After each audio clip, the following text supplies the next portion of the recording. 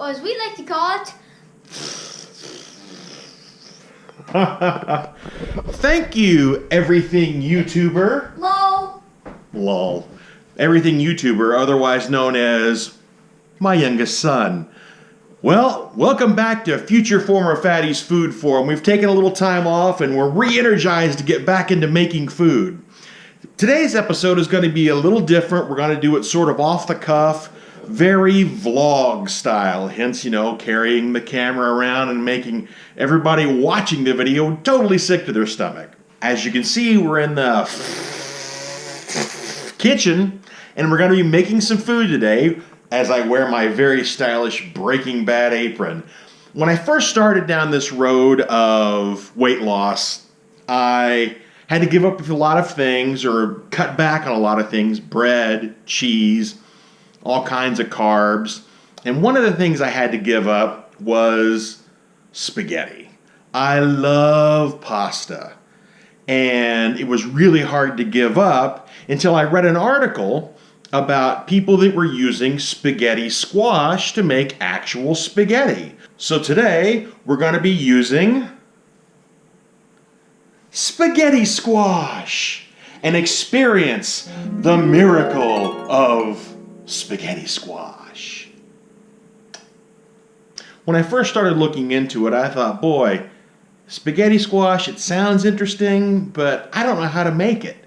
Most people probably don't know how to make it, but really it's not complicated at all. So I'm going to show you how to turn this into a plate full of spaghetti squash spaghetti. And we're going to start with cutting into it and cleaning it out. So I'm going to show you how to prepare this spaghetti squash. It's really simple, and once you see how easy it is, you're going to want to do it too. You start with your spaghetti squash, you wash it off in the sink, and then you cut it open with a great big knife.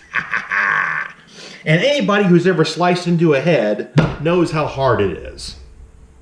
I'm kidding, I've never sliced into a head. Only spaghetti squash and people that really deserved it. So here's what you do. You just cut into it like this. Oh, there you go. That's a nice head-splitting sound.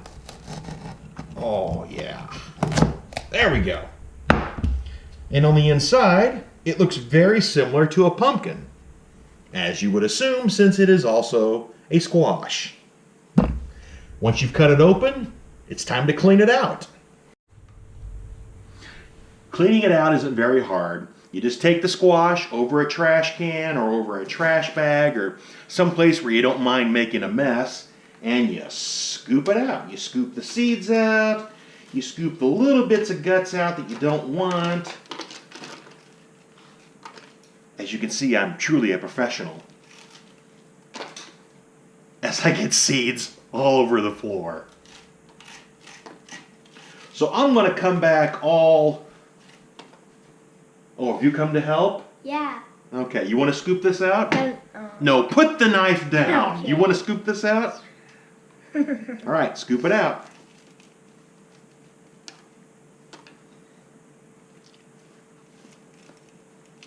Okay, okay. Got it. We're gonna.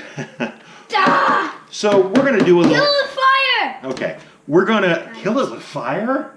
Okay, we're gonna come back in a little bit after we have cleaned it out all television style, so it looks like it took us like 2 seconds to do. So voila! Through the magic of editing, the squash is clean. So to sum up, cut your squash in half, clean it out of seeds and guts. Then preheat your oven to about 400 degrees. Take a roasting pan like this. Don't need to line it with aluminum foil or anything because it's not going to get too sticky. Take a little bit of water. Put a thin layer of water on the bottom of the pan. That's just to help with the steaming process and the cooking of the squash itself. So then you just take your squash, put it upside down in the water.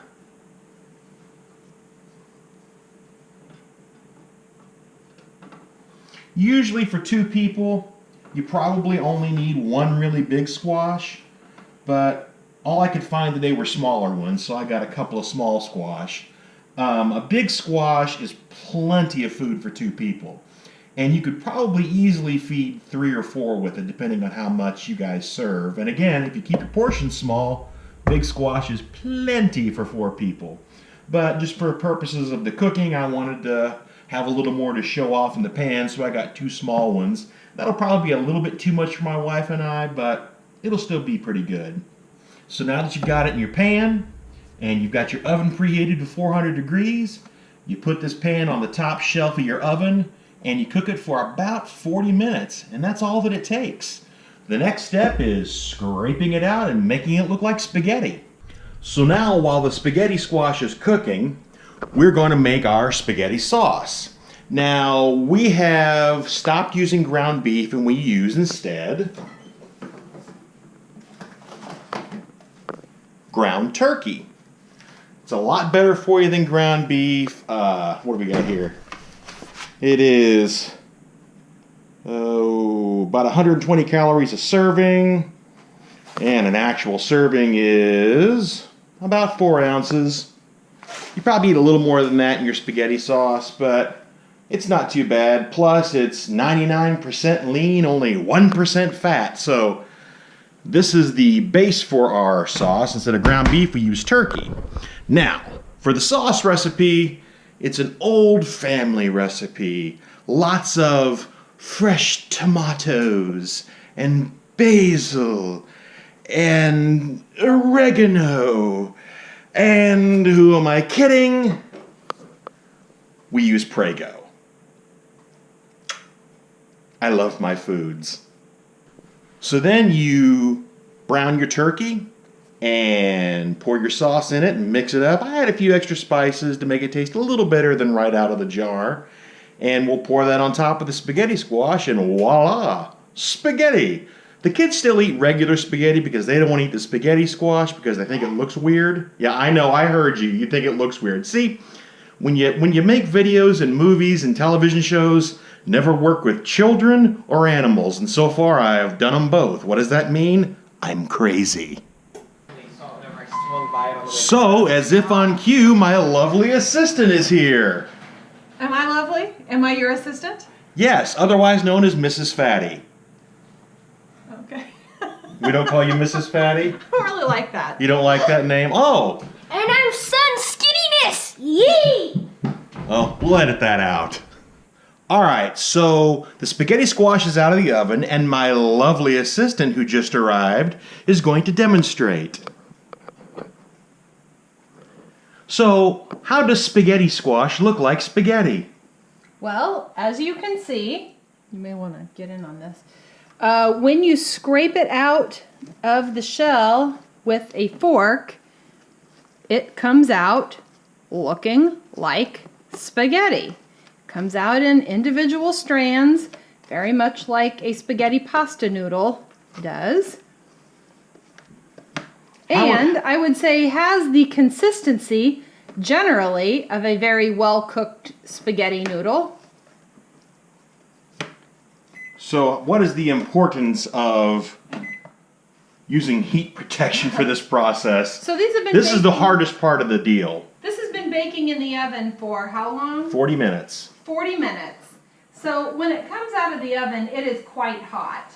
And I suppose we could have waited longer for it to cool a bit before we started scraping. It cools the relatively inside. quickly, though. It does cool relatively quickly, particularly once it's out of the shell. But we're generally ready to eat. And so we usually start scraping it out of the shell pretty quickly after it comes out of the oven. So it's hot, and it's also usually fairly steamy, so it is important to have a heat-resistant, water-resistant glove like this one. Which is ironically, a stormtrooper glove. May the force be with us. But you need a silicone-based glove as opposed to a fabric glove. We learned that valuable lesson. Yes, you will get burned if you use a fabric glove. And it still gets warm even using the silicone glove. Yeah, I'm still having a hard time doing it right Plus you get a now. facial. yeah, it's pretty steamy. So, comments about the taste of spaghetti squash. How do you think it compares to spaghetti when using it in spaghetti, as spaghetti dish? Right. So obviously it's not exactly like spaghetti. It is not quite as firm as spaghetti because if you cook it less, it really just kind of has the consistency of an undercooked vegetable. Which doesn't taste very good. Not the consistency of a firm pasta. We learned that lesson early on during the cooking process. So if it is well cooked like this, it has the consistency of, I would say, a well cooked pasta. You can't get an al dente spaghetti squash. That just isn't possible. It won't taste well or taste good. It doesn't taste right. So your final review of using spaghetti squash as a replacement. What do you think? I think it's a wonderful replacement, particularly in light of the calorie and carb savings, and it tastes good. So there you have it. It's not just this fat guy that thinks it's okay. You're always listening to my opinions. Now you're listening to somebody way smarter than I am.